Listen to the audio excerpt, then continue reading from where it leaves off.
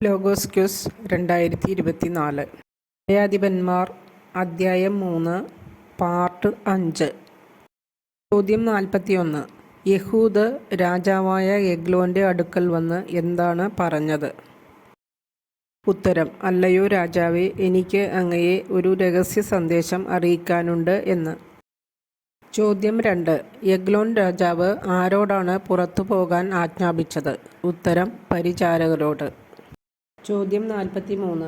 Eglon രാജാവ് എവിടെ ഇരിക്കുകയായിരുന്നു? ഉത്തരം: വേനൽക്കാല വസതിയിൽ. 44. ദൈവത്തിൽ നിന്ന് നിനക്കായി ഒരു സന്ദേശം എൻ്റെ പക്കലുണ്ട്. ഇത് ആര് ആരോട് പറഞ്ഞതാണ്? ഉത്തരം: യഹൂദ് എഗ്ലോൺ രാജാവിനോട്. ചോദ്യം 45. ദൈവത്തിൽ നിന്ന് നിനക്കായി ഒരു സന്ദേശം എൻ്റെ പക്കലുണ്ട് എന്ന് യഹൂദ് എഗ്ലോൺ രാജാവിനോട് പറഞ്ഞപ്പോൾ എഗ്ലോൺ എന്തു ചെയ്തു? ഉത്തരം: രാജാവ് എഴുന്നേറ്റു നിന്നു. ചോദ്യം 46. ദൈവത്തിൽ നിന്ന് നിനക്കായി ഒരു സന്ദേശം എൻ്റെ പക്കലുണ്ട് എന്ന് യഹൂദ് എഗ്ലോൺ രാജാവിനോട് പറഞ്ഞപ്പോൾ എഗ്ലോൺ രാജാവ് എവിടെ ഇരിക്കുകയായിരുന്നു? ഉത്തരം: വേനൽക്കാല വസതിയിൽ. ചോദ്യം 47. യഹൂദ് എങ്ങനെയാണ് എഗ്ലോനെ കൊന്നത്?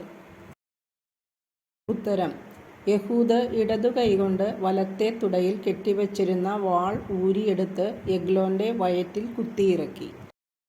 48. വാളോടൊപ്പം എന്താണ് എഗ്ലോൻ്റെ വയറ്റിലേക്ക് കടന്നത്? ഉത്തരം: വാളിൻ്റെ പിടി.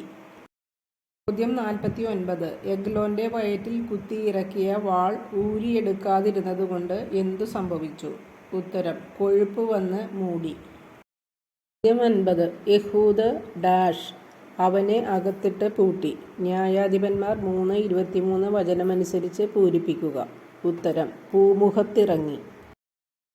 Thank you for watching. Video ഇഷ്ടമായെങ്കിൽ സബ്സ്ക്രൈബ് ചെയ്യുക. അടുത്ത വീഡിയോ ഉടൻ തന്നെ ഇടുന്നതായിരിക്കും. ഇതിനു മുൻപുള്ള വീഡിയോകളുടെ ലിങ്ക് ഡിസ്ക്രിപ്ഷൻ ബോക്സിൽ ഇട്ടിട്ടുണ്ട്.